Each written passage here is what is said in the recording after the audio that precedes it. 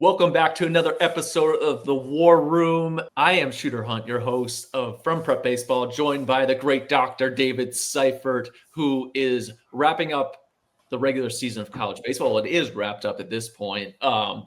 We got the postseason on the horizon. The transfer portal is going nuts. Coaching changes all over. The MLB draft league's getting ready to kick off for us, which is very exciting. Seif, I know you guys did such a great job getting that off the ground. Now it's people are clawing to get in there. But the way I wanted to start the show today, Seif, because we're getting down to the end. We're working on the final draft board. We got some cool mock draft stuff getting set to come up. And I was doing some auditing of some recent stuff. And I had to kind of give you your flowers here because I'm hoping this guy's going to get called up this year. But it's been popping up all over my feed. Ryan Ritter. And just how well he is doing right now in AAA. So Ryan Ritter was at the University of Kentucky. Seif, you adored this kid. And he came back for his senior year. He still stayed on it. He's hitting 292 in AAA now. It is in Albuquerque, which the ball flies there. But really cool stuff to see him. Looking forward to seeing him hopefully in the big leagues. Might even drop a little David Seifert shout out when that finally happens. So awesome stuff, Seif. Yeah, he was a guy that was just. He was solid in high school, but then he really hit the ground running at John Logan the fall of his freshman year, and that's the first time I ever put eyes on him, in person eyes. And he was outstanding the entire year. John Logan went to Kentucky a year early as a soph, and just kind of flew from there. It's impressive, and Seif always the JUCO bandit, just leading the charge there. So good for you on that front, but. We are heading to Division I playoffs here. We got the draft boards coming down. Jace Lavalette, who did get injured, which is interesting to see what that would do after kind of a shaky year from him. But tell me a little bit about the postseason. I'm actually going to be heading down, potentially going over to UCLA for one of the days there. Irvine, Arizona State, a lot of prospects there. What's your favorite two regionals? Well, you picked one of the favorite two, so you got me there. But UCLA is just absolutely loaded with high-end prospects. I mean, even not only for this year with the guys Irvine has and Arizona State, but there's this one guy named Roch Chalowski who might be a really good player for the 2026 draft. So I'm sure you'll have your eyes on him. You've been talking about him since he was a freshman last season, and I know he didn't have the greatest freshman year, but he has definitely had the greatest sophomore year. That is for sure. It's amazing how kids get better, right? And the best thing, right? Shout out Bobby Knight. The best thing about freshmen is that they become sophomores, and those guys seem to be doing good there. Looks like you have Tennessee on here too. What would you be watching at Tennessee? What's the most important things? Is it a potential Liam Doyle, Merrick Houston matchup? What are we looking at there? Yeah, I mean, in Knoxville, you got Tennessee, you have Wake Forest, you have Cincinnati, and Miami of Ohio, and Cincinnati has one of the best college seniors in the country in Carrington Cross. He is a prospect, but he's not a high round guy. But he'll go in the top 10 rounds, and he's going to be that guy that as an area scout, you got a gut feel on. And all of a sudden he's in the big leagues as like the 24th utility man on the roster, 80 makeup guy. And that's the exciting thing about him there. But you're really just watching Tennessee. I mean, Tennessee could have 4 with Gavin Killen, Liam Doyle, Andrew Fisher, and maybe Marcus Phillips. AJ Russell, Dean Curley might be a little bit on the outside of the top 30 overall picks. But, I mean, there's 4 guys from the Vols that could go in the first round, and then 2 others that will probably be in the top 40 or 45. And you also have big arms like Tanner Franklin, right? Like the list never ends. So Knoxville is going to be exciting regional, and as well as the Los Angeles regional with UCLA, Irvine, Arizona State, and Fresno State. To jump back to that regional, Fresno State might have the highest drafted guy in that regional in Murph or Tristan Gray. I saw him last summer in the Cape. He was really, really good. He kind of scuffled a little bit the first half of the season, but he's really, really picked up the pace. He has like 18 home runs, and he's only striking out like 10% of the time. So when you get that combo, that's a pretty high draft value combo to have. I got to give a shout out to the Cincinnati staff, because at Prep Baseball, we've been rolling out rankings heading into this summer, a lot of recruiting stuff. And the 26 class, even 25, like some really talented players that Cincinnati's collected, and going through all the names as I've been doing here in the dungeon.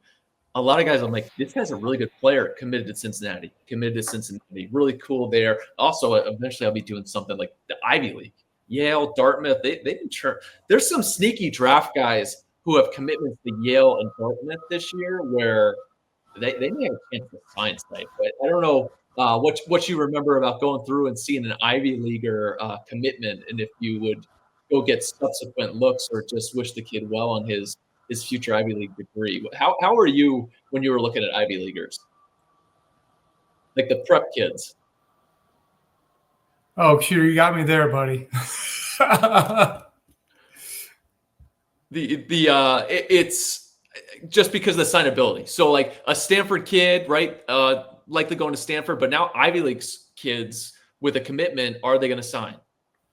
Yeah, I'd say it's highly unlikely. I mean, those guys have committed to the Ivy League for a reason. Academics first. I can't recollect anyone over all these years that was signed to go to Ivy League school who went high enough in the draft to sign. I mean, who do you have? Do you have somebody in mind? Get ready for it this year, and then next year there's actually a kid at St. John Bosco, two brothers. This kid James Clark, though, shortstop, committed to Princeton, 26th class. That's something you don't have to worry about yet, but like I think he's going to get on some draft radars over the next year. I'm a big fan of his. But getting back to the college stuff, Arnold versus Anderson. That is like the big question right now. And I think I was a big Jamie Arnold guy. I think now I'm on the Cade Anderson train. I started on the Cade Anderson. I went to Jamie Arnold. And I can't have both. So now I guess I'm Cade Anderson, but that may just be because Max Fried's throwing so well for the Yankees right now. Where are you? Yeah, no, I'm on that similar train. I mean, Jamie Arnold's been the guy all year long, but Cade Anderson, he has just been absolutely special. It really started for me where I bumped Anderson ahead of Arnold was the Oklahoma game when Anderson just went in there and dealt 135 pitches, just shoved. And I've been kind of just waiting. I don't say I've been waiting for him. I've been waiting for him just to remain healthy, in all honesty. I mean, after you throw 135 in a game on a cool night, that's one thing. It's very taxing. But he's held it. He's gotten even better. He's continuing it, where Arnold has never been – he's had his moments of being spectacular. He also missed a week 3 start, and that was that ended up being a lot about nothing. But they're very similar. But, I mean, if the draft were tomorrow – I'd definitely go with Cade Anderson, but Arnold will be still just right behind him. Oh, man. This would have been a nice year if you lost your pick from last year, maybe a little back-to-back. You grab both lefties. We're just punting picks. But what about the shorts? Like, the big thing I've heard in my travels, like, there's a certain point where things are going to get wacky. A little bit earlier, not even so much wackier, where it's just unsettled. From the high school, there's a big group, and again, it all comes down to accounting. This is a draft of accounting. What can we get here? How do we build quality through quantity? But the collegiate shortstops are kind of racing to the end. Is there a ton of separation, or do you think even on our last update would we have different shortstops in different spots? Yeah, I don't think there's much separation between the top 4. I mean, there is. I know the order I would take them. But what's the order you would take them?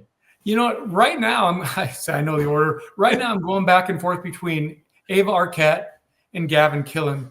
Basically, it's Troy Glaus versus Todd Walker. Okay. Troy Glaus has obviously the bigger upside, more power, fills out the uniform. But I think that's Ava Arquette's upside. And I think Killen's upside is Todd Walker, and maybe not so much power. And Walker didn't play much or any shortstop in the major leagues, where I see Killen doing so. But those are the kind of the guys we're talking about. They're both 10-year big leaguers. Maybe Glaus had a few more all-star games. I didn't really research, go deep into their histories. But that's what we're talking about. Glaus, a college shortstop at UCLA who moved to third base in pro ball, which is probably what Arquette will do. But he may be able to stay at short for a while. And Gavin Killen, who's now given the chance to play shortstop at Tennessee with injuries and Curley moving to third base and what have you. And his numbers and the improvement in his numbers from sophomore to junior are just outstanding. He's gained exit velocity. He's gained lift in his swing. He's posting, just bigger numbers offensively. He can play shortstop. So he's been a fun one for me. And for me, he's just a personal riser. I know he's been high with the industry and with everywhere else all year long. But now for me, he's a no doubt top 10, top 10 overall pick. Right behind I'm sorry. Oh, wow. Awesome. Yeah. And right behind those two, you have Merrick Houston, which Merrick started out awesome. So he floated to the top. I know even so we weren't one of them, but I know there was talk about him. Hey, maybe he's a top 2 or 3 overall pick just by his start. The power, the power numbers were up. His exit velocities have leveled though. His max is 107.5, which is still below average power, no matter how you slice it or dress it up. But he's still a good defender, strong arm. You've known him since he's probably 16, but he'd be third for me because of his high floor. And then fourth, but right behind him, and he's very intriguing because he could be an everyday shortstop who hits for power, and there's not too many of those with Wahiwa Aloy. So those are the top 4. I think all 4 of those will go in the top 12 to 14 picks overall. But if you want kind of, I hate to say, poor man's Aloy, is Alex Lodice from Florida State, because it's a hairless arm, it's a hairless power, but otherwise it's a pretty similar profile. They both are aggressive. They chase too much. They swing and miss a little bit too much in the perfect world in the zone. So they do have some holes in their swing. They do have some holes in their profiles. But at the end of the day, they're really good players, and they're probably better. Well, they are better than the other college guys behind them. But guys like yourself who've seen all those high school all those prep shortstops that are potential first rounders as well, need to line those guys up is what they're going to be. But so for me, it's those 4 with Alex Lodice kind of a little bit maybe 5 to 10 picks behind wherever the last of those top 4 is go. So like if he's 5 to 10 picks behind, like is that kind of a wild card going in? Because if you're wherever you are, you may have to jump the gun a little bit just because that guy won't get back to you. We like the value here, and just always tying into like the draft as a whole. Hey, what are we trying to get? Where are the pockets? And we may have to get Alex Lodice. We may value him at pick 25, but like we're at 17, we're at 15. Like, do you think that's something you might see? Is he kind of the wild card of this bunch? Yeah, I mean, if you like to play, go get the player, right? Like if he's the top guy on your board, go get him. And I don't know every pick of every team. I don't think anybody has that memorized, but Lodice is you're gonna have to go get him somewhere after Aloy, because once Aloy goes, there is that little gap. But then you got Lodice. Danny Dickens not really shortstop, but he'll go around pick 35. You got Kyle Lodice, Alex's cousin. He'll be in there somewhere probably right around 50. But the guy I really want to talk about, the guy I really like, I think he's, for whatever reason, well, I know the reason he wasn't hitting for the same power as he was last year, and he still has it because he's got a broken hamate now, and he hasn't even played since April 26th or 29th, is Colby Shelton from Florida. Hopefully he comes back in the regional this weekend, but not holding my breath, haven't really heard yes or no on him. But if you really jump into his numbers and you scout the players, you scout the tools, things like that nature, Colby Shelton's, his max exit velocities up this year from last year. His 90th percentile exit velocities are up from last year. The only thing that's really down are his home runs. He's went from like 20 to 9.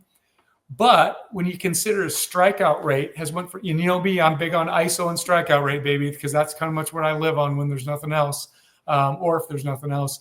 His strikeout rate, Shelton's strikeout rate, has went from 26% last year to just right around 12 this year.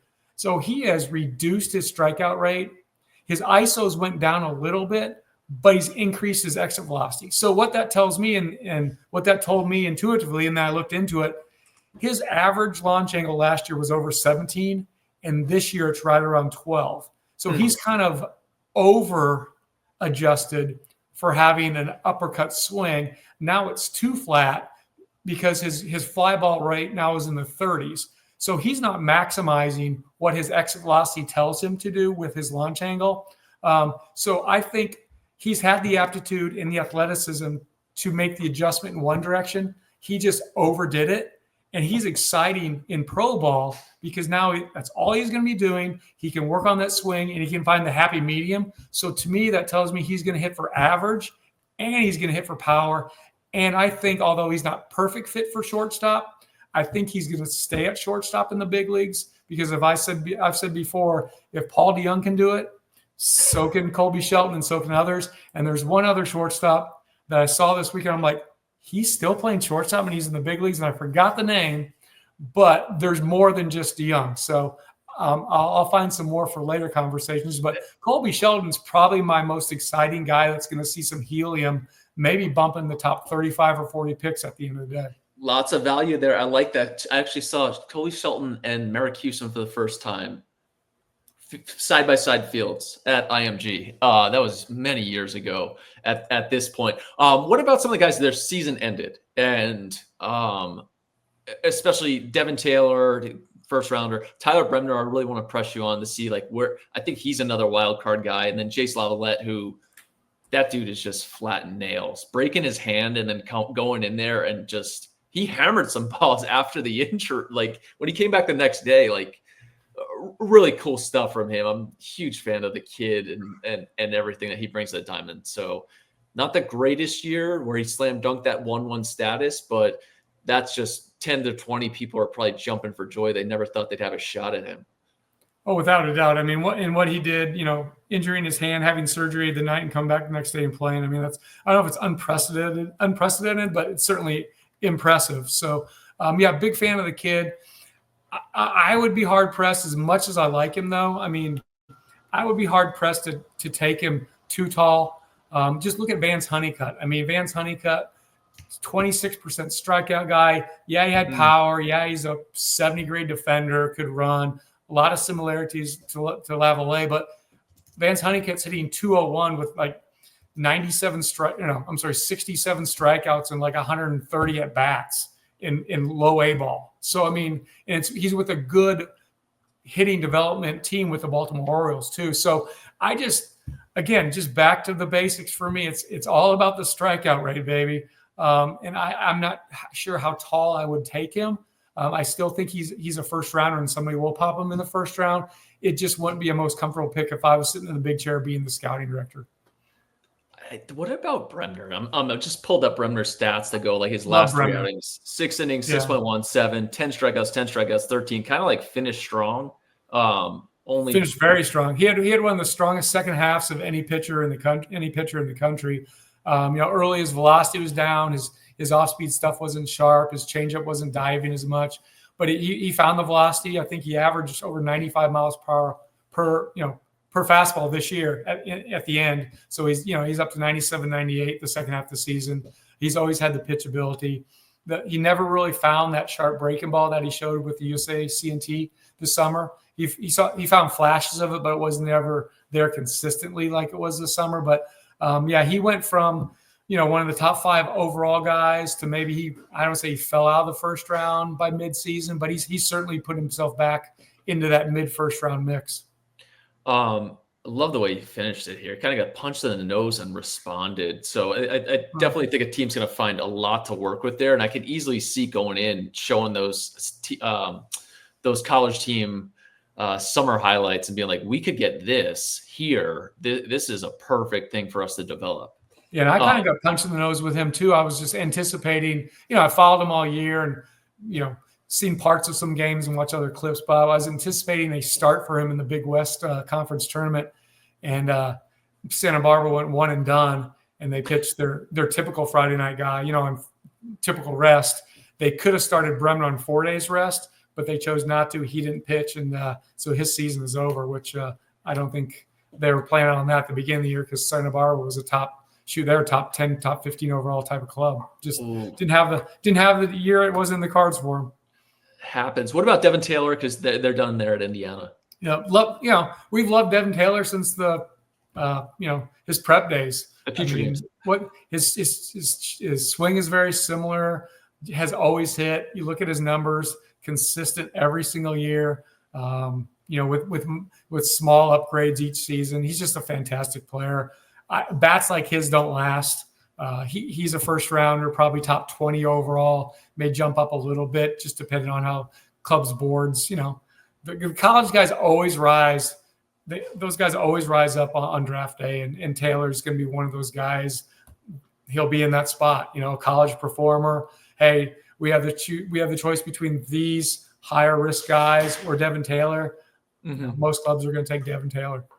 What about, so like some of the recent risers, like Andrew Fisher, Cam Maldonado, Northeastern. I'm looking forward to seeing him play. Murph Gray down Fresno State. Jacob Walsh, who's had a huge year out by me, big physical bat. And then Aaron Walton and Mason White at Arizona. What do you got on those guys as they continue to rise? Where do you see them going? Well, I went to Oregon at Iowa 2 weekends ago, and I went in there bearing down on Mason Neville, right? That was the name. And then they got a kid named Maloney, who's a shortstop. He's a 2026 sophomore shortstop. Really good player. That's the West Coast Merrick Houston right there. There you go. Maloney might have more juice than Merrick, but I'm with you on that. That's a very strong comp right there. But at the end of the series, I walked away with, like, for me, and it was just one series, right? So you can't get too excited about 3 games, but just the difference in the adaptability of the swings and what they showed. Jacob Walsh, for me, on that look, is a better prospect than Mason Neville. I fell in love with Jacob Walsh. Going in, I'm thinking, okay, college first baseman, senior. He's had really one good season, this being it. Probably a 5th-round guy. If you really liked him and you really wanted, you take him in the 4th, depending on if you're picking at the top of the 4th or the bottom of the 4th round, whatever. But I'm not so sure he doesn't get taken the bottom of the 3rd round somewhere. I really don't. He may even sneak in there as a pool bonus saver, one of the last picks on day one, because they're going through 3 rounds, 107 picks. So I would even say that's not a possibility. He was outstanding. I mean, he hit for power. He was patient. He didn't really strike out. He adapted his swing to the count and the situation. He's at least an average defender at first base, big target. So I walked away from there, man. I really like Jacob Walsh. And I know we're not in the war room to talk down about guys, but Mason Neville scares me. And I know I saw him in this. He's been slumping for 3 or 4 weeks, and I know I saw a part of that slump. But he's kind of scary. He's a high upside guy, a lot to like with the body and the physicality, and he plays center field. He's got power. He's got a lot of things to love. But his strikeout rates are pretty scary. Well, let me ask you this. Let's tie it back. Is there any similarities to Vance Honeycutt? Well, there you go. Yes. Honeycutt's a 70 defender, and maybe Neville's probably a 40, 45 defender. So that is vastly different. But as far as the power and the strikeouts and things of that nature, yeah, there are a lot of similarities. I've never thought Neville was going to be the 26th overall pick like Honeycutt was, or 24th, or wherever he went in the 20s. Mm-hmm. I've always had Neville in the 3rd round, and that's probably where I'd safely take him at this point. I think he goes above that. He's a day one guy without a doubt, but for me, I think he's more of a 3rd round type than I even saw one mock. It wasn't our mock, but I saw him going in the 1st round in somebody's mock. I was like, woof. And that was before the Iowa series. So now I'm definitely like double woof. So anyway. Interesting, but it's the risk reward, depends what the organization, and then a lot comes down to player development as well. So it'll be interesting to see what happens with him. There are some, famous names, famous postseasons names, because Cam Canarilla has caught some fire at Clemson, and I mean, coming to the year, like, just because it's so easy to like him, he brings so much energy to the field, he gets after it, he always wants to play. What is this doing for him? Has he caught enough helium to get back to where he was coming into the year? For us, we had him in the top. I think he was one of our top 7 or 8 overall college players, and we had him going in the top half of the 1st round. I don't think he's caught that type of helium, but I think he's actually, at least got his name back into the bottom half of the 1st round, maybe one of the last 5 or so picks of the 1st round. I mean, in the last month, he's 26 for 58, so he's hitting basically 450. He hasn't shown that power yet, so it's still a plus defender with plus hitability.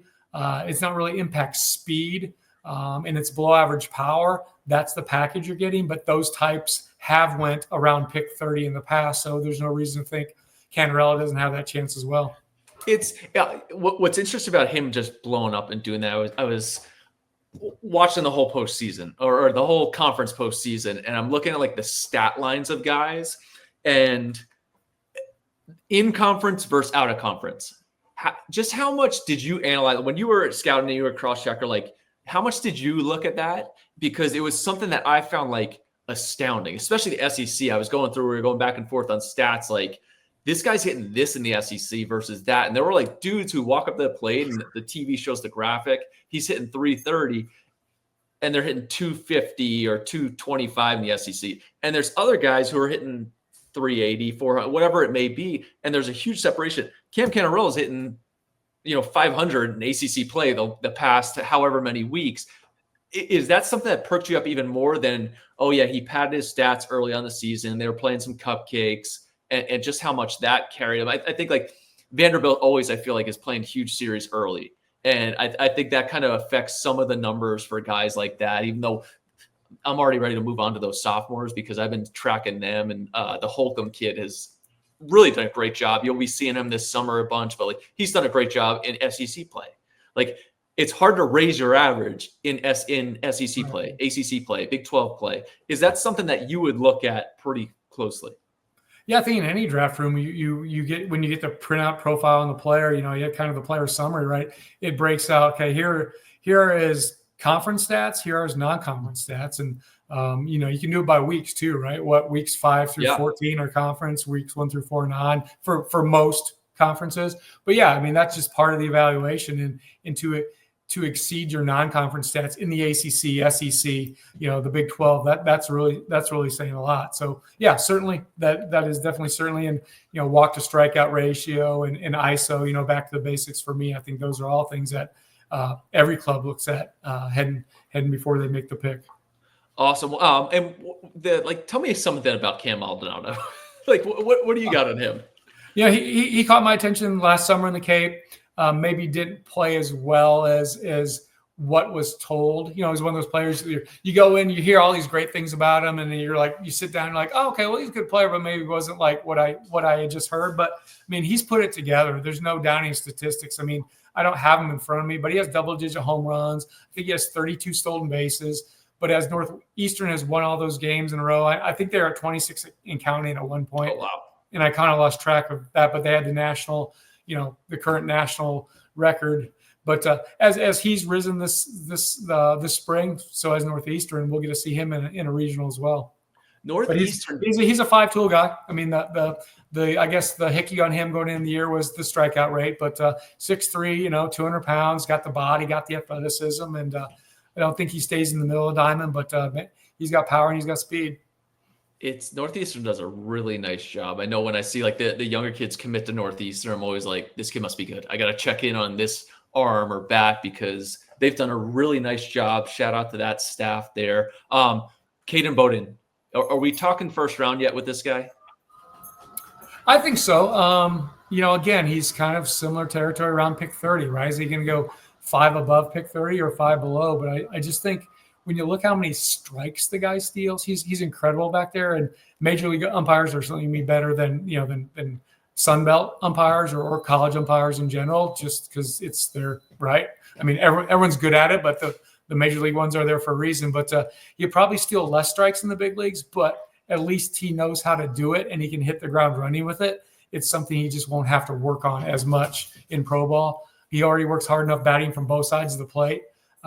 Where another thing stands out about him is just his bat to ball from both sides of the plate is just, 90th percentile, just really elite. So you don't really have the perfect scouting profile where it's power bat and power arm, but you do have the profile as a high average, high defensive catcher, and those certainly have value as well any day in any draft or on any baseball field across the entire, in pro ball or otherwise.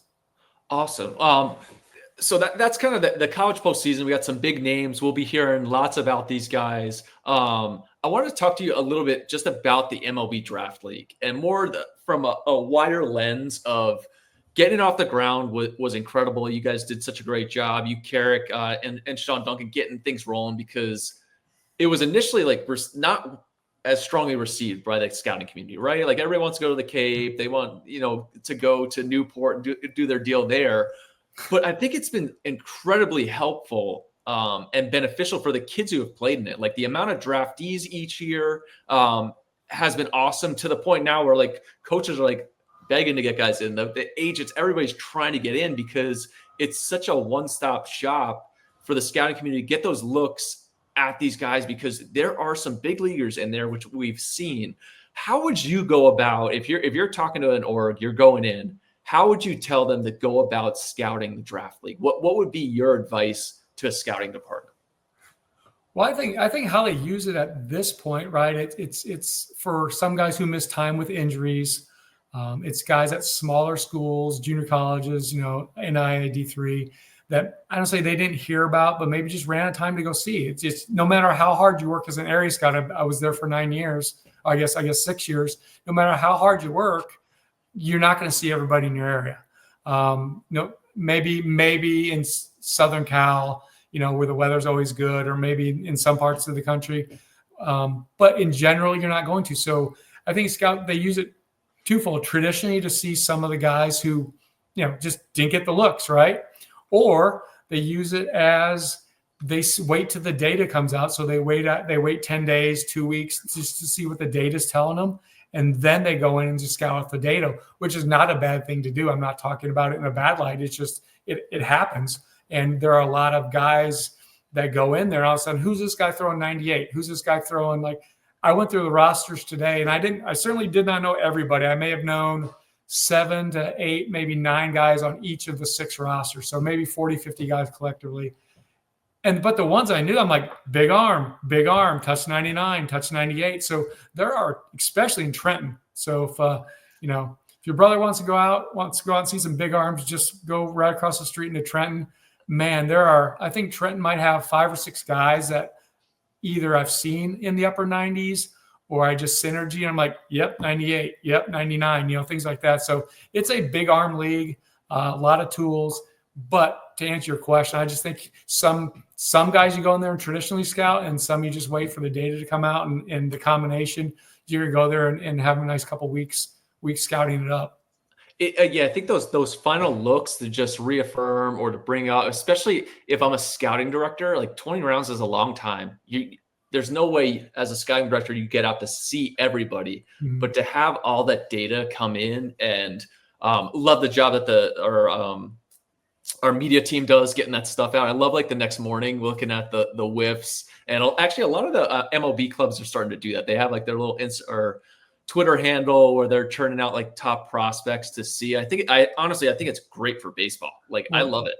Well, and I'm not trying to raise any controversy, but just kind of highlight something you said a few minutes ago is it wasn't well received at first, right? Agents agents want to send players there. And scouts were against it, and some scouting directors were like, "Why do I want to scout the draft league?" And you can assume anything you want on the talent level there, but at the end of the day, your job is to see players and to make your list the best you can and rank the players you best you can. So I really didn't understand why scouting directors had a problem with another league that was tailored all in the same region of the country in professional ballparks, to make their jobs easier, to make their draft list deeper. So it's definitely, it definitely was that from year one, but it most definitely now here in 2025, I think it's in its 5th year. Now there's just velocity and raw power and just tools coming out of the woodwork from that league. So it's definitely a must see now. We're going to roll this out, and the rosters are not public yet. So I am going to be getting a lot of questions. I feel from guys are the rosters out there? Can you get me the file? Because that's what it feels like everybody's doing in the last week before this. So it'll go right from regionals into. Right. And we hate to talk too much because, again, I'm going down those rosters, and many of those guys I've seen because they're at 4-year schools in a regional, right? And maybe they do so well in regionals, then they go to super regionals, and maybe they go to the World Series. So now you're not even looking, you announce a roster and it doesn't have all those guys on it, right? So it has its benefits to withholding the rosters, just not to get the hopes up, but at the same time, just that fine line and balancing the two. But I will assure you, the names I know are very good. So maybe not first round good. There's not a first rounder on any roster that I saw. But again, I didn't see every player on those rosters either. But it will be a talented league once again. Saif, first rounders. They're on the talk show tour. They wine and dine, dinner, little interview action with the GM. That's what first rounders do. You're the one finding the high school kids. All of a sudden they're drafted in the 3rd, 4th round. I've never heard of them in that league after. So I got another one. I got to get with Campbell. I found another guy where I'm like, ooh, I think this one would be a good one. But we could talk about that in the future as we are covering the MLB Draft League throughout the summer. We are inching closer and closer. Shoot, we're about 6 weeks away, 6, 7 weeks away from the MLB draft. We are going to be attacking a mock draft with a full episode. Seif and I going back and forth, talking about here. I'm going to be yelling at him because he's going over slot. He's going under slot. We're auditing. We're spending too much money. We got luxury tax stuff. I'm trying to send kids to college here. So we will be diving into all of that in the next coming weeks. But until then, be sure to check out prepbaseball.com. D1baseball.com will be covering the entire collegiate postseason. We've had rankings coming coast to coast. The NPI next week for me, Seif, which I think is the single most important way to kick off your summer if you are getting ahead on next year's class or 2026. There are so many of those guys that are going to be there. Be sure to check that out. We're rocking some gear here too. Make sure you head to shop.prepbaseball.com. This is my favorite hat in the game right now. Okay, and I wore mine today too. This is my favorite one as well. Yeah, this is a green one because you know what it is, Seif? I've got a bunch of like discolored pants. So I like to match. You have green pants, Shooter? What's that? Do you have green colored pants? You said? Yeah. Well, it's just like a camo. You'll see. You'll see. I'll come show you. It works. It works. Works for you. I don't think I could pull it off. And actually, this pull is my favorite pull. I like the script we got working. I like the script. Yeah, Anna did an outstanding job. She's doing an outstanding job. Awesome stuff. So, Seif, we will be command centering it all weekend. Although I may be out at UCLA, I'll let you know. So I could be watching some good stuff there for you with Rhett the Jet, getting some video. So until next time, we will see each and every one of you at the ballpark.